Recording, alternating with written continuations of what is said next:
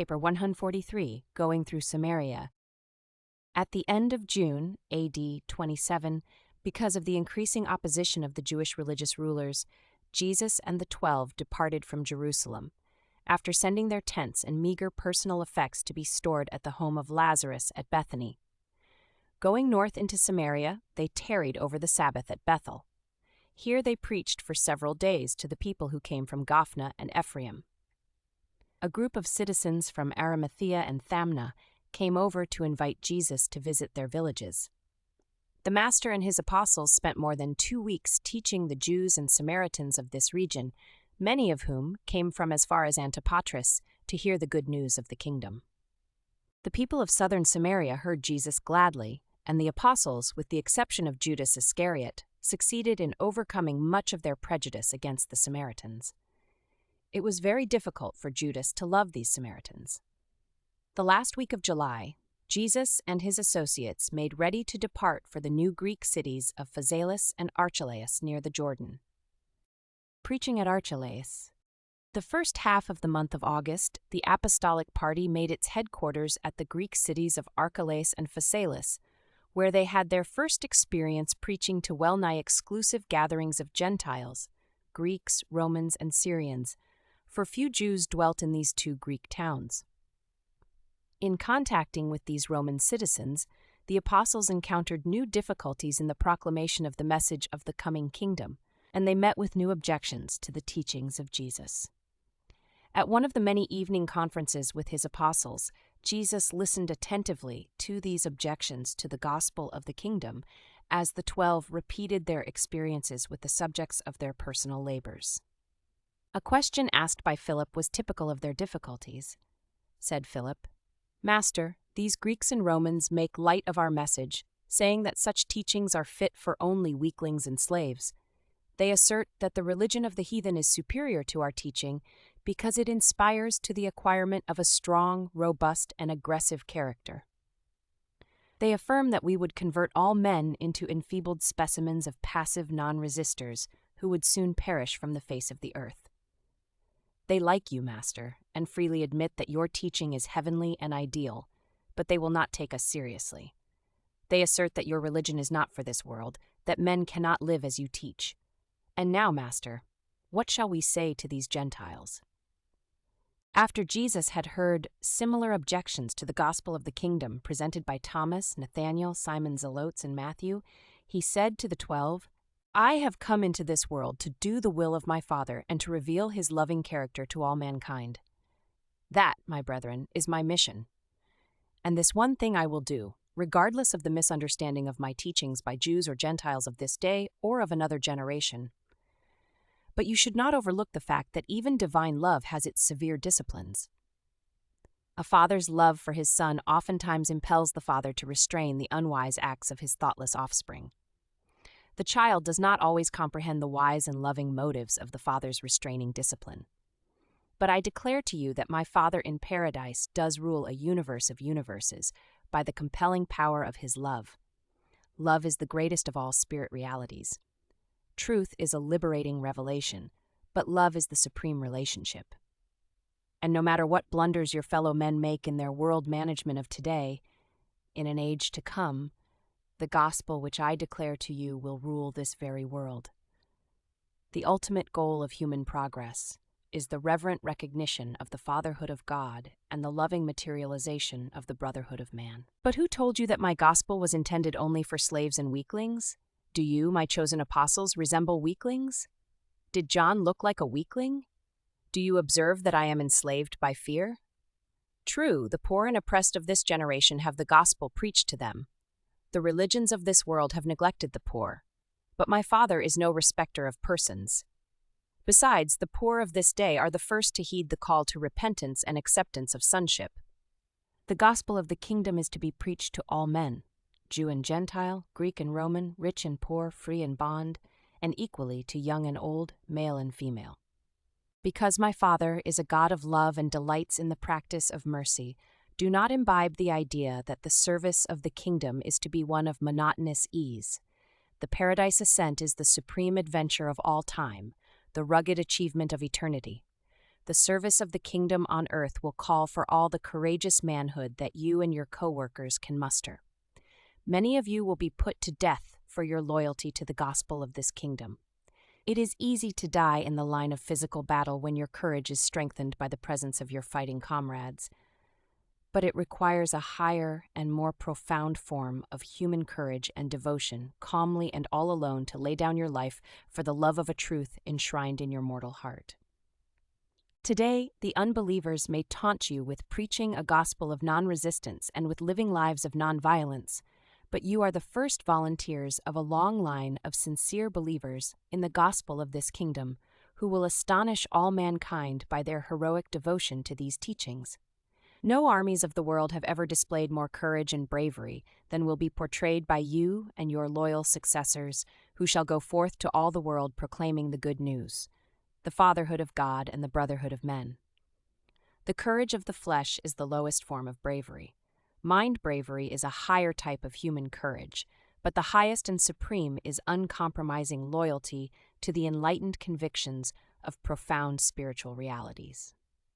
And such courage constitutes the heroism of the God-knowing man, and you are all God-knowing men. You are in very truth the personal associates of the Son of Man. This was not all that Jesus said on that occasion, but it is the introduction of his address. And he went on at great length in amplification and in illustration of this pronouncement. This was one of the most impassioned addresses which Jesus ever delivered to the 12. Seldom did the Master speak to his apostles with evident strong feeling, but this was one of those few occasions when he spoke with manifest earnestness, accompanied by marked emotion. The result upon the public preaching and personal ministry of the apostles was immediate. From that very day, their message took on a new note of courageous dominance. The 12 continued to acquire the spirit of positive aggression in the new gospel of the kingdom. From this day forward, they did not occupy themselves so much with the preaching of the negative virtues and the passive injunctions of their master's many-sided teaching.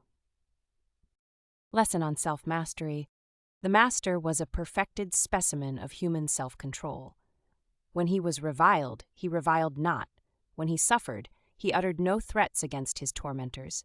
When he was denounced by his enemies, he simply committed himself to the righteous judgment of the Father in heaven.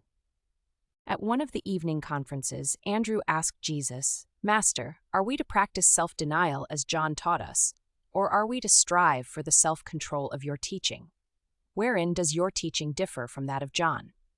Jesus answered, "John indeed taught you the way of righteousness in accordance with the light and laws of his fathers, and that was the religion of self-examination and self-denial. But I come with a new message of self-forgetfulness and self-control. I show to you the way of life as revealed to me by my Father in heaven. Verily, verily, I say to you, he who rules his own self is greater than he who captures a city. Self-mastery is the measure of man's moral nature and the indicator of his spiritual development. In the old order you fasted and prayed. As the new creature of the rebirth of the Spirit, you are taught to believe and rejoice. In the Father's kingdom you are to become new creatures. Old things are to pass away. Behold, I show you how all things are to become new.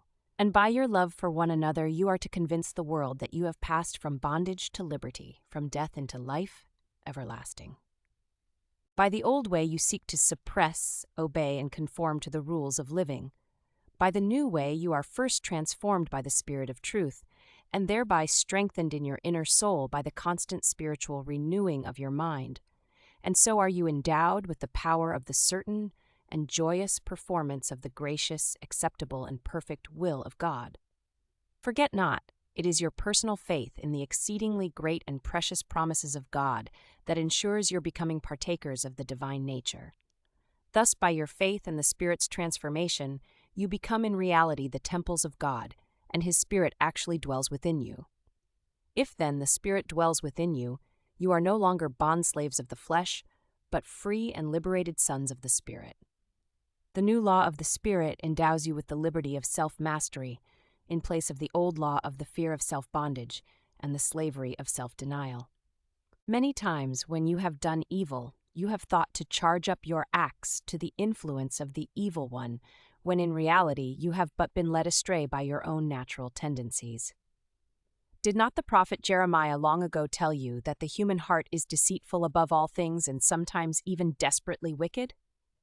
How easy for you to become self-deceived and thereby fall into foolish fears, divers lusts, enslaving pleasures, malice, envy, and even vengeful hatred.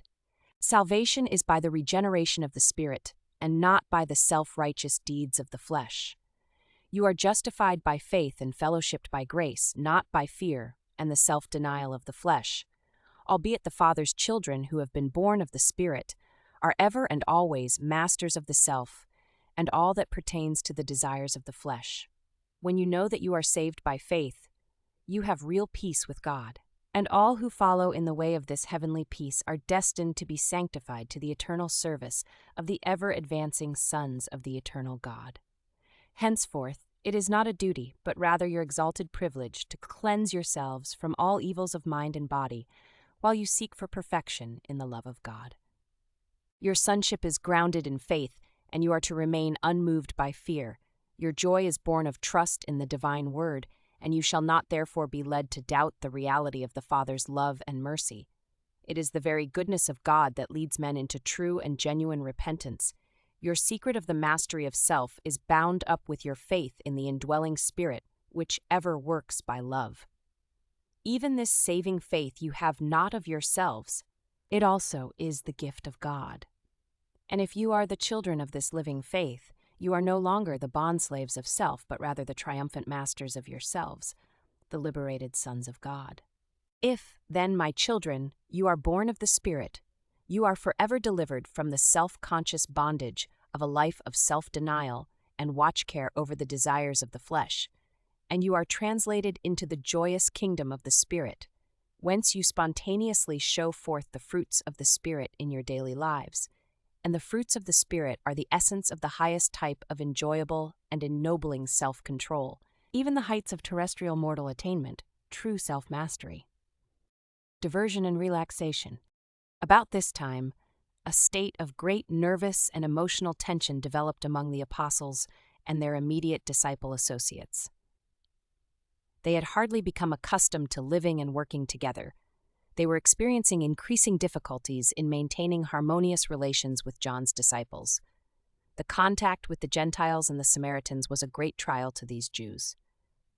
And besides all this, the recent utterances of Jesus had augmented their disturbed state of mind.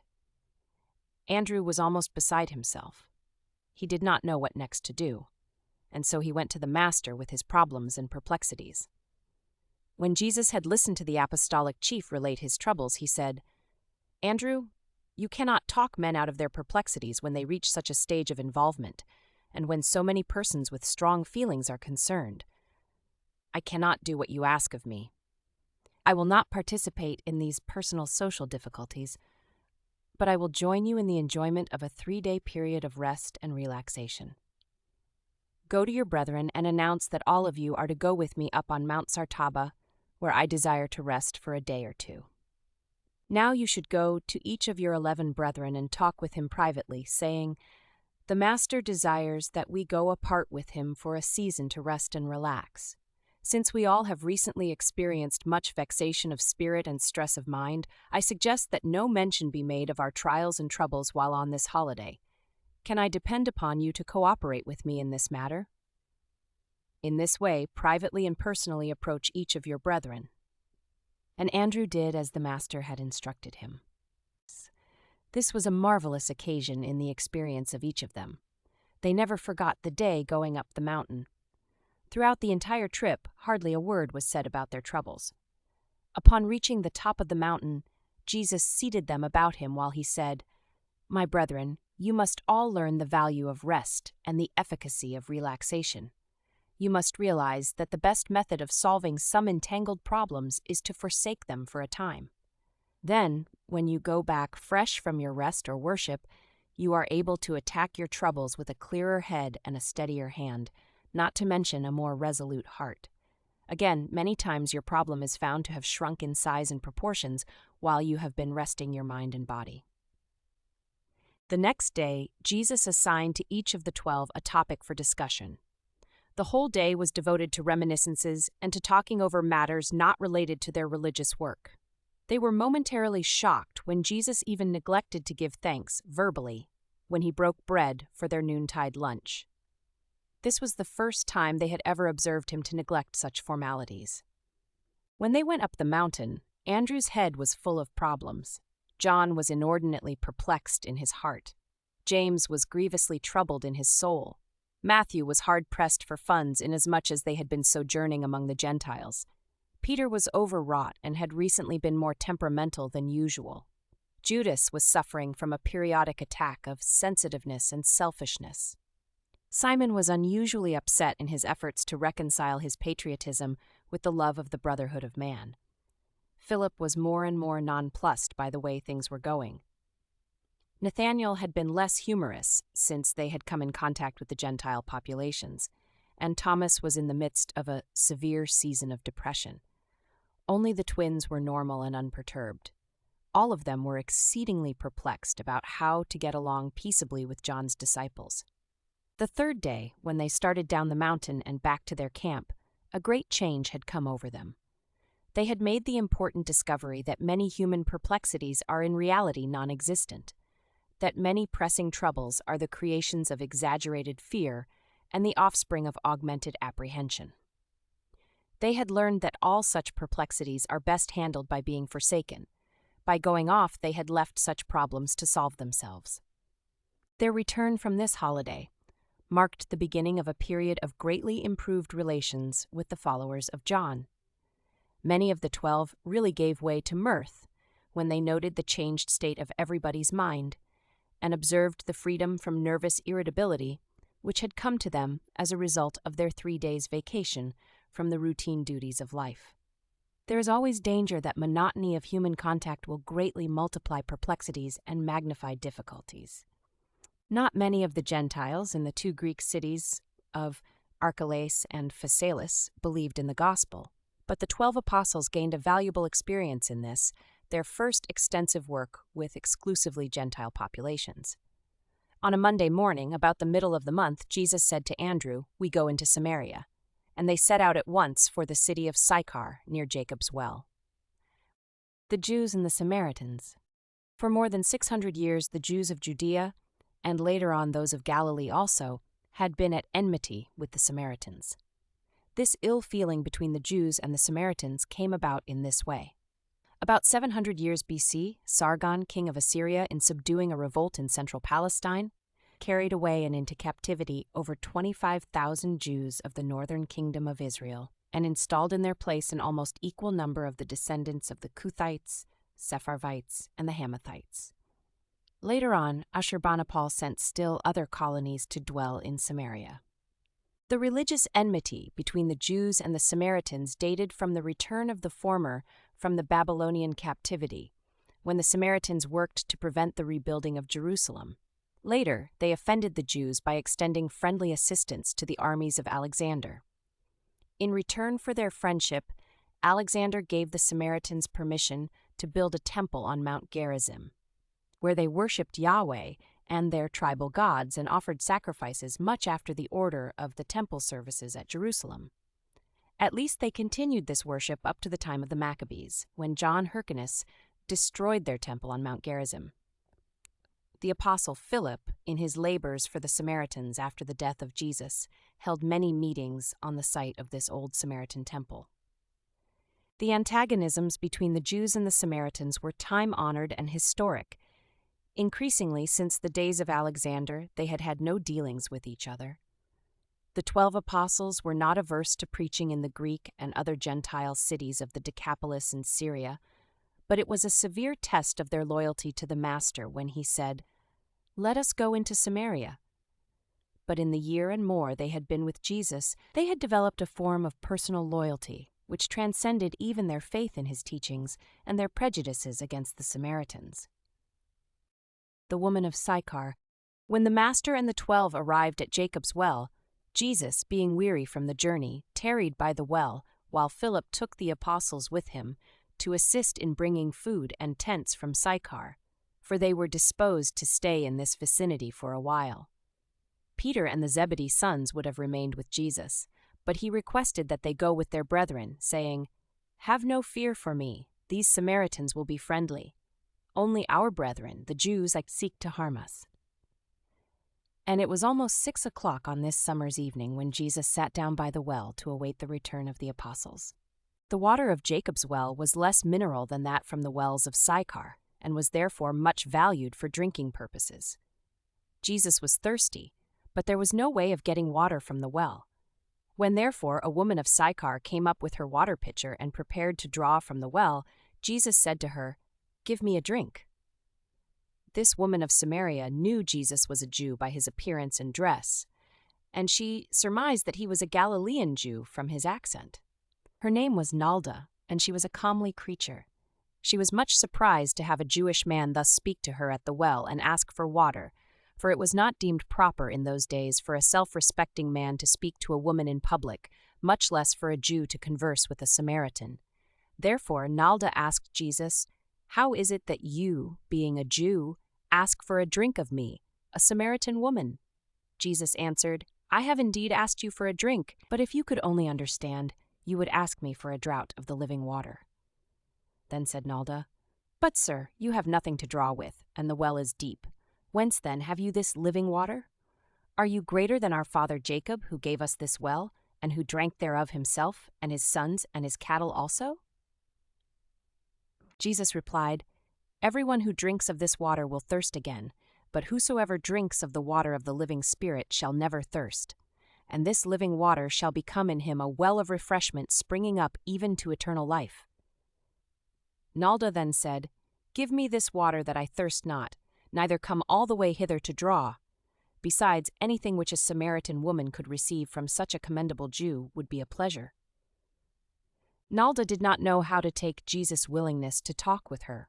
She beheld in the Master's face the countenance of an upright and holy man, but she mistook friendliness for commonplace familiarity, and she misinterpreted his figure of speech as a form of making advances to her.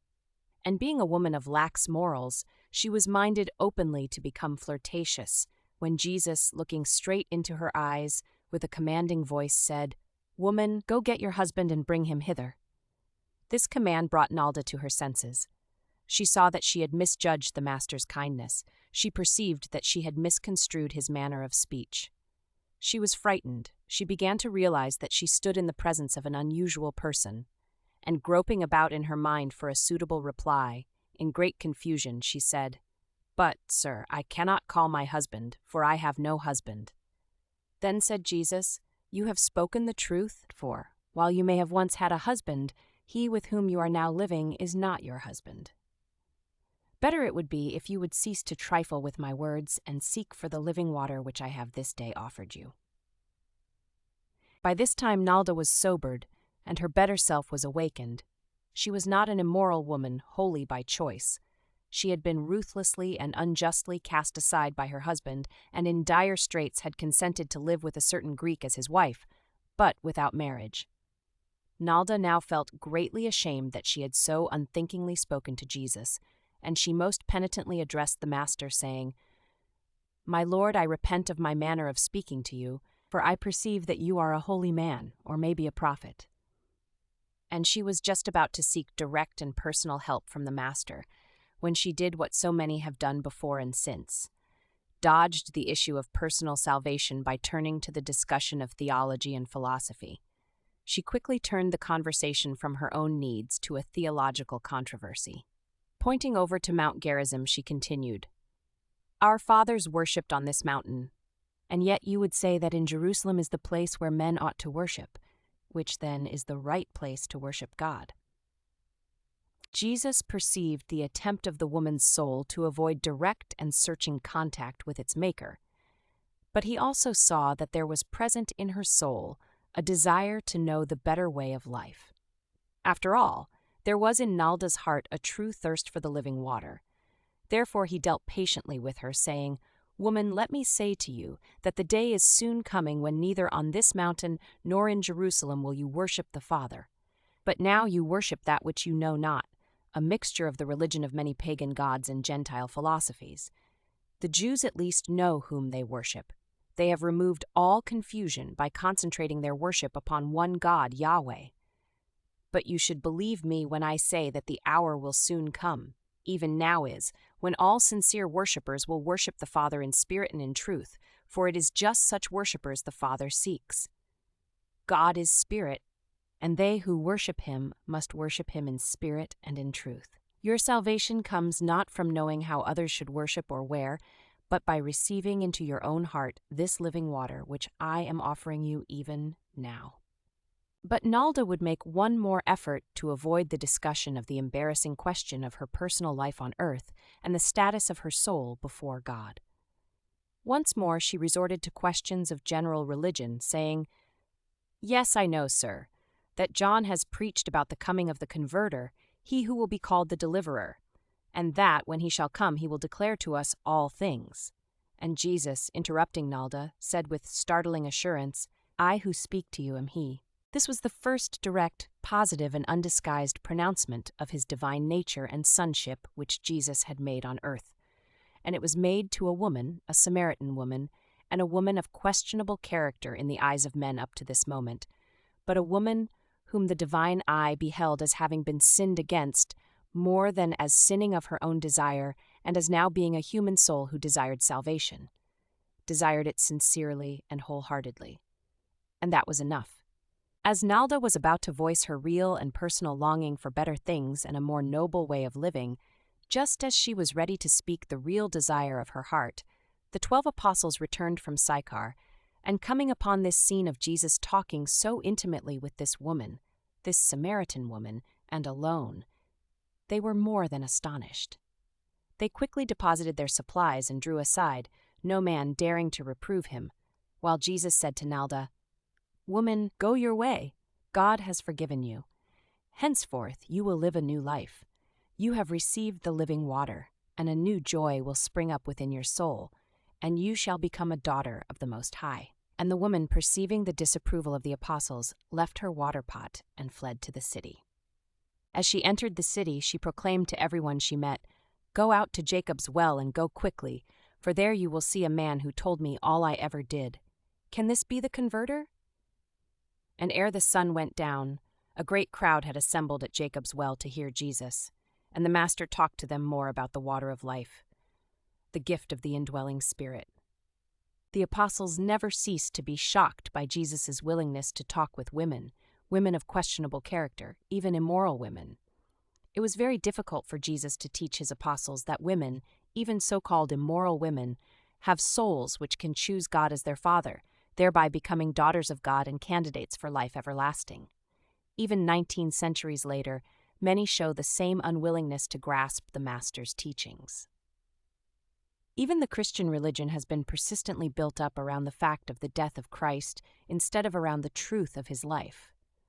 The world should be more concerned with his happy and God-revealing life than with his tragic and sorrowful death. Nalda told this entire story to the Apostle John the next day, but he never revealed it fully to the other apostles, and Jesus did not speak of it in detail to the 12. Nalda told John that Jesus had told her, "All I ever did." John many times wanted to ask Jesus about this visit with Nalda, but he never did.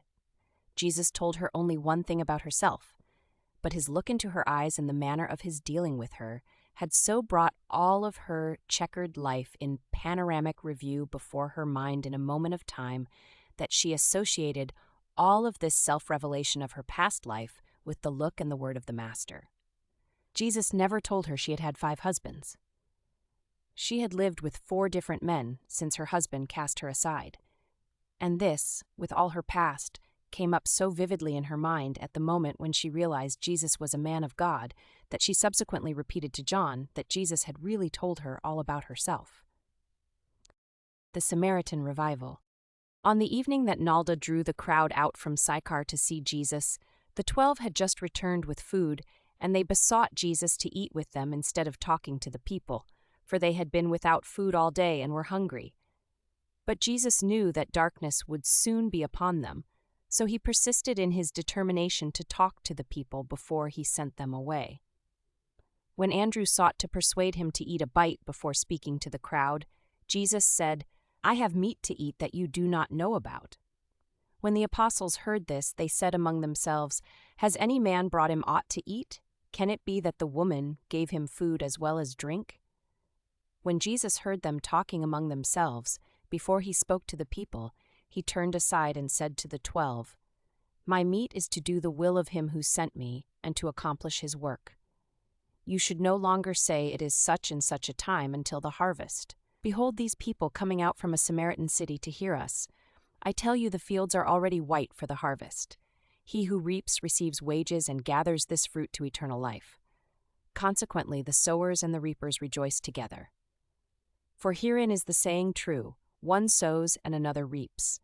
I am now sending you to reap that whereon you have not labored. Others have labored, and you are about to enter into their labor." This he said in reference to the preaching of John the Baptist. Jesus and the apostles went into Sychar and preached 2 days before they established their camp on Mount Gerizim, and many of the dwellers in Sychar believed the gospel and made request for baptism, but the apostles of Jesus did not yet baptize. The first night of the camp on Mount Gerizim, the apostles expected that Jesus would rebuke them for their attitude toward the woman at Jacob's well, but he made no reference to the matter. Instead, he gave them that memorable talk on the realities which are central in the kingdom of God. In any religion, it is very easy to allow values to become disproportionate and to permit facts to occupy the place of truth in one's theology. The fact of the cross became the very center of subsequent Christianity, but it is not the central truth of the religion, which may be derived from the life and teachings of Jesus of Nazareth. The theme of Jesus' teaching on Mount Gerizim was that he wants all men to see God as a father friend just as he, Jesus, is a brother friend. And again he impressed upon them that love is the greatest relationship in the world, in the universe, just as truth is the greatest pronouncement of the observation of these divine relationships. Jesus declared himself so fully to the Samaritans because he could safely do so, and because he knew that he would not again visit the heart of Samaria to preach the gospel of the kingdom.